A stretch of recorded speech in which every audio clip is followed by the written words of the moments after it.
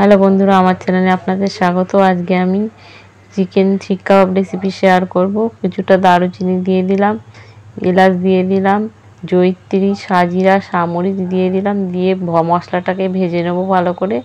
প্রথমে মশলাটাকে রেডি করে নেব চিকেন শিক কাবাব বানানোর জন্যে।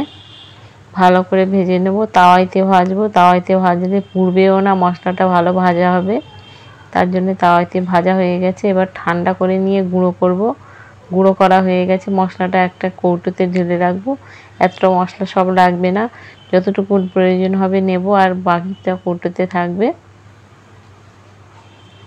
এবার একটা পেঁয়াজ এবং একটা কাঁচা লঙ্কা বেটে নিলাম চিকেন শিক কাবাবে দেওয়ার জন্যে।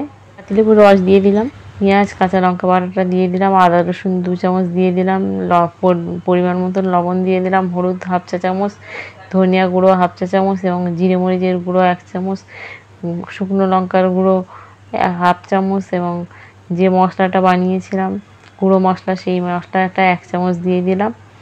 দিয়ে ম্যারিনেট কিছুটা সরিষার তেল দিলাম, দিয়ে ঢাকনা চাপা দিয়ে 1 ঘন্টা ম্যারিনেট করে রাখলাম। ম্যারিনেট করার পরে 1 ঘন্টা স্টিকে গেঁথে নেব সব চিকেনগুলো। আর এই চিকেন বানানোর জন্য চিকেনগুলোকে পাতলা করে কাটতে হবে। কড়াই গরম করে তেল গরম করে দিয়ে দিলাম ভাজতে চিকেন শিক কাবাবগুলিকে।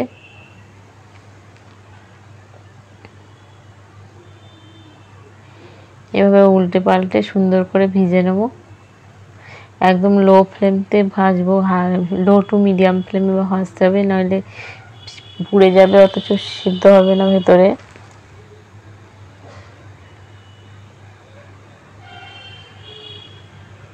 তো এইভাবে উল্টে পাল্টে দিয়ে ভেজে নেব। ভাজা হয়ে গেছে। এবার শিক কাবাবগুলিকে তুলে নেব। একটা বাকি আছে, একটু উল্টে পাল্টে ভেজে নেব, নিয়ে তুলে নিলাম। এরপর দুটো সেম এক পদ্ধতিতে বানিয়ে নেব। চিকেন শিক কাবাব রেডি, কমপ্লিট পরিবেশনের জন্য।